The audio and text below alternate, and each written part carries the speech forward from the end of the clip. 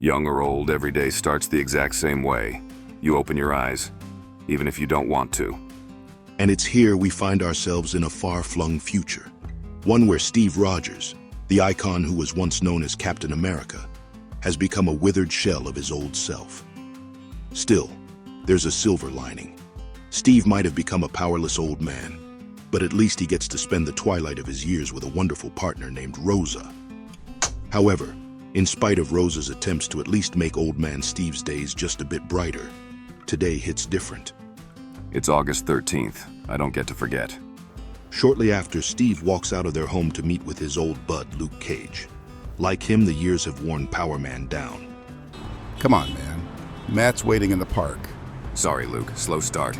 You kicking coffee now? You usually... Rosa made me one already. Hand-delivered to the bed. 'Cause it's H-Day. H-Day. You were wearing old man cologne even when you were young. So, three old heroes meet in the middle of the park. It almost sounds like the opening to a bad joke, and you wouldn't be at fault to think that their conversation would be nothing more than geezers ranting about times past. But you'd be wrong. As Matt Murdock puts it, That damned Watcher Act is turning every kid with an old camera phone into a criminal. Not to mention these fucking terror curfews. Like Hydra is even a threat anymore. and just to show us that there's nothing funny about this seemingly colorful new world order they live in, we discover the true heart of this conversation. I'm glad you decided to reopen your legal clinic. Yeah, well, somebody's got to do something. Matt, I told you. I tried. A run for office and a sound rebuke from the voters showed me that I'm just an old soldier wishing for days gone by. Guess we should feel sad about the old man with the beautiful wife and nice home, staring at a gently swaying flag all day. Stop it. There's no super soldier serum in my body anymore. I volunteer at the food bank, at the Veterans Center.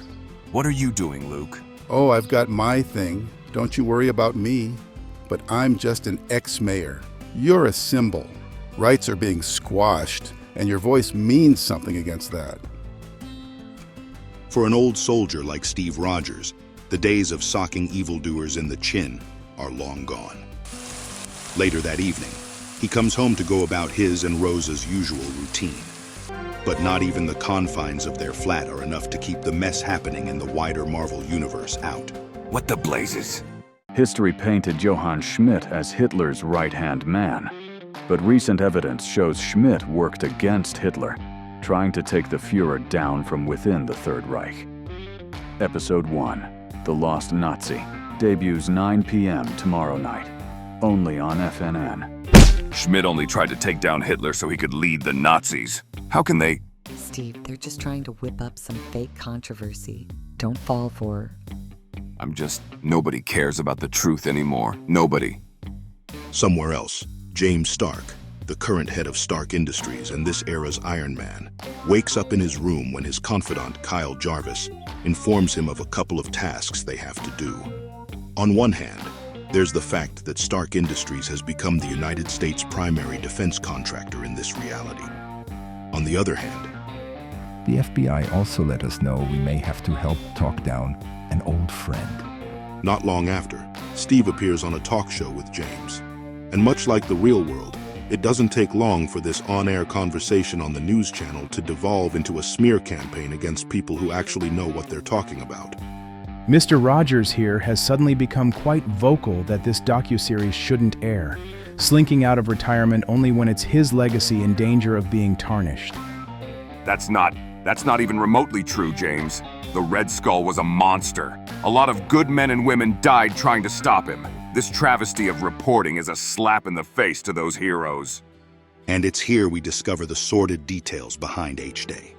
About how scores upon scores of superheroes lost their lives along with the hundreds of innocent citizens of Boston, Massachusetts, when Ultron enhanced the powers of the world's supervillains and took control of the Hulk. Not that it matters, because James and the media machine have already made sure to bury truths like this in the world they're in. Steve knows that, so he storms off the set. But the stress of this meeting has taken a toll on him. Calm down, Steve. Don't. As Captain America's old heart struggles to beat, All he can do is flash back to one of the darkest memories he has from H-Day. Keep your eyes peeled. Hey, Cap. You should see the other guys. 'Cause I sure didn't. Son, save your breath. Help is on the way. Cap, I saved my aunt. Her name's May Parker. Promise me, you'll keep her safe and my identity's safe, even after I. You'll be fine, son. You'll be... My name's P. You're Spider-Man, son. You're the best of us. In the present, a trio of S.H.I.E.L.D. goons harass Steve after his unfortunate episode. Steve doesn't make a fuss about it and instead promises the thugs he's headed home before curfew. But, as with nearly all stories about old heroes coming out of retirement, all it takes is a random scene of injustice for Steve to finally realize that it's time to get back on the proverbial superheroic horse. In this case, it's when he sees the same S.H.I.E.L.D. goons assaulting a group of innocent teens. Sir, you'd best move along. It's curfew. No, son. You'd best be moving along. And, although the first Avenger doesn't have the same super soldier juice flowing in his veins, there's no denying he still knows how to bang, as he masterfully throws hands at the S.H.I.E.L.D. thugs. But, super soldier or not, time always wins. Eventually, Steve is overpowered by the goons. All hope seemed lost until a group of hooded men arrived to knock them out before whisking Steve away. When he comes to, Steve gets the big reveal that his old friend Luke has been spearheading an insurgency against their authoritarian state. And as for Steve, well, let's just say this old dog still has one more war left in him. You're Captain fucking America. You're an Avenger. And with that, Luke and his so-called defenders introduce Steve Rogers to the same procedure that once turned him into one of Marvel's greatest heroes, a procedure he willingly undergoes again. Rosa, it's me. I'm sorry this is a message and not in person. I just need you to know I'm okay. I'm more than okay, really.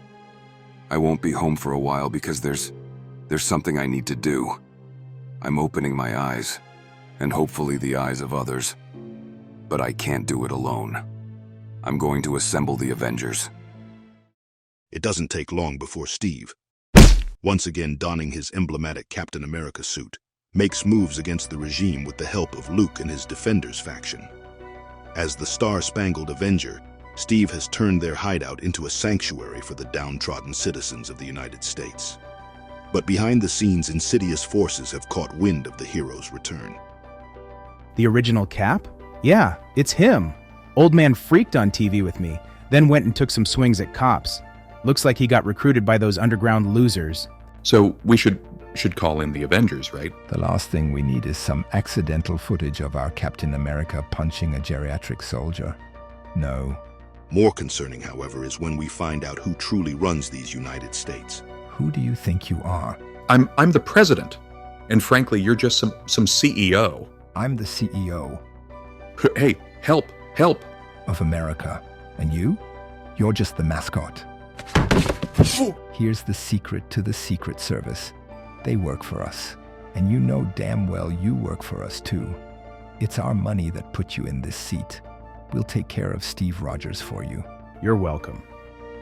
In the meantime, Steve proceeds with the next phase of their plan, to recruit the remaining heroes of the Marvel Universe to their ranks. He first hits up Kamala Khan, the girl formerly known as Miss Marvel. And, despite her reluctance, she ultimately keeps an ear to the ground after Cap tells her his piece.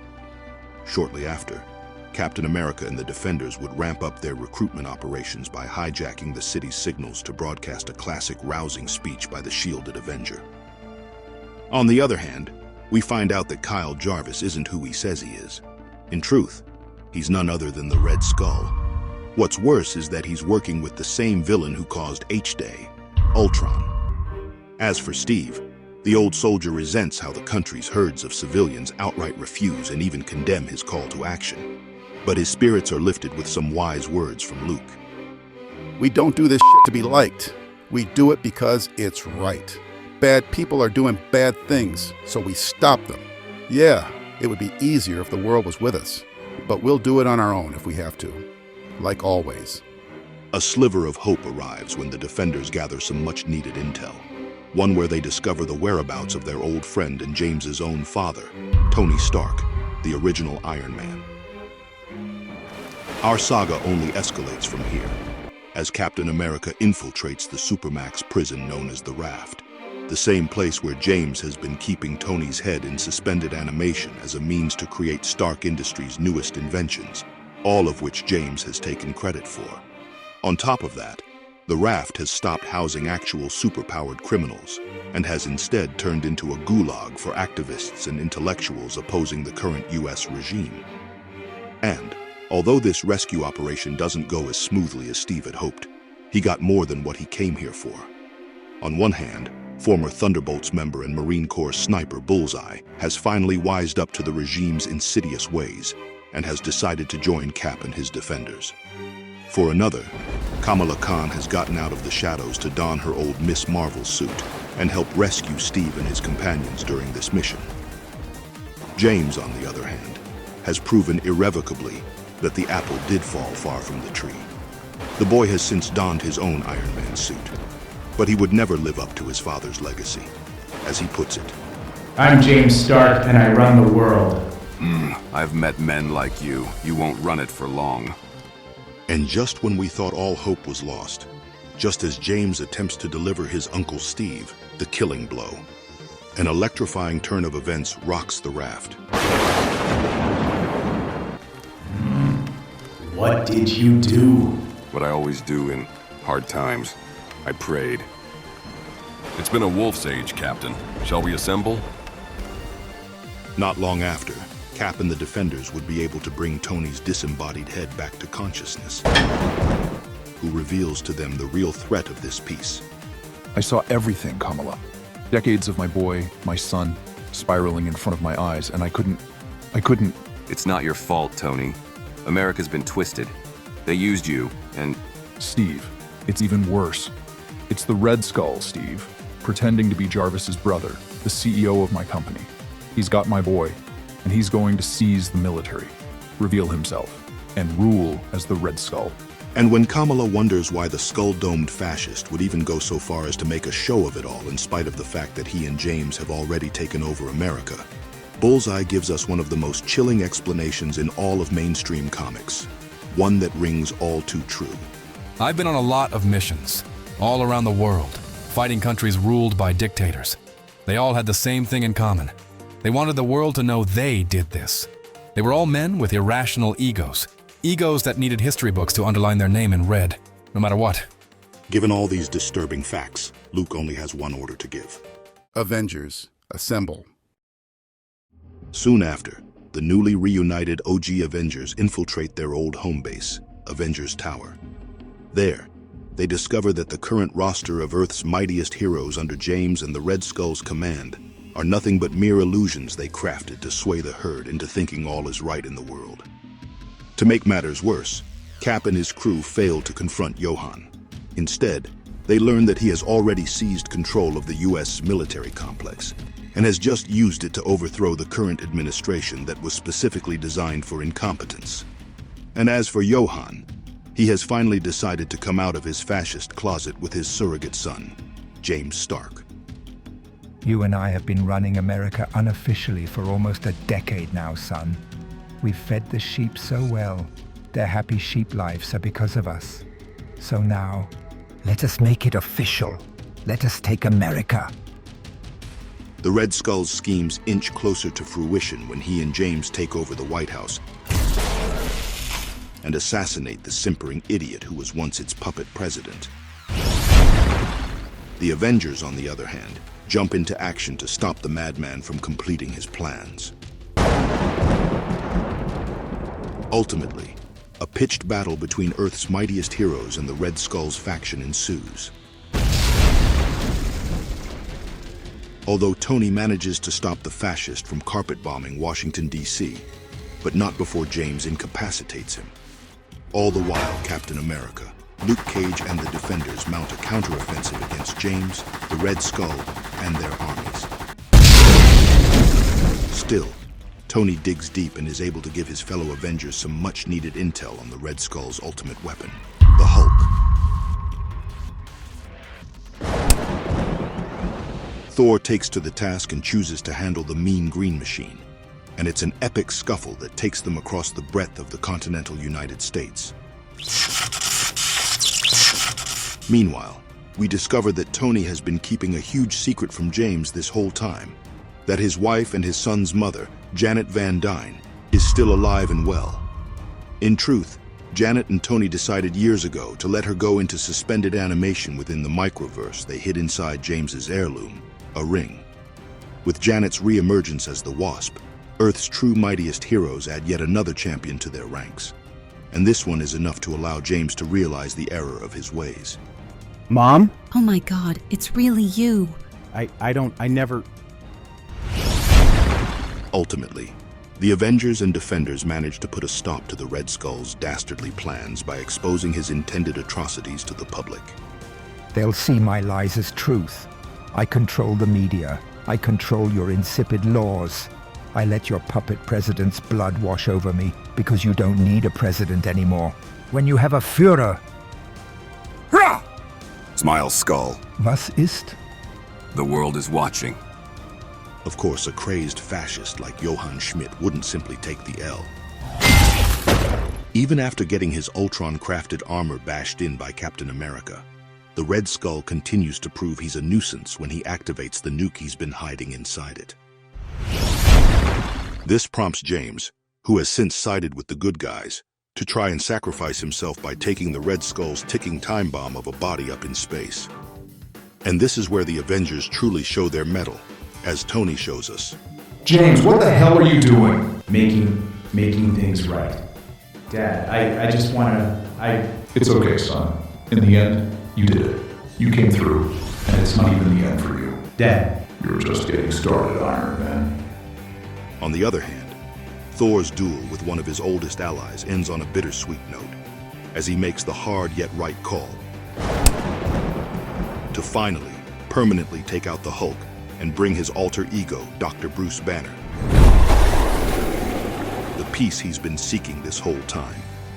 Still, don't feel too bad, because we find out soon enough that both Tony and Bruce end up where righteous warriors go when they pass through the mortal coil, Valhalla. It's kind of ironic that the two heathen scientists ended up in an afterlife together. Tony, where are... I suspect Goldilocks pulled some strings for a couple of old warriors. I'd suggest we toast to a well-deserved life retirement, Dr. Banner. And in the aftermath, we see a city rise back up strong as ever, after weathering through the machinations of incompetent leaders and insidious megalomaniacs. That's all for now. What did you guys think of this story? Let's talk about it in the comments section below. Please don't forget to give us a like, share, subscribe, and turn on all your notifications for more content like this. And if you liked this video, you're going to love the next one. We'll see you soon. Take care.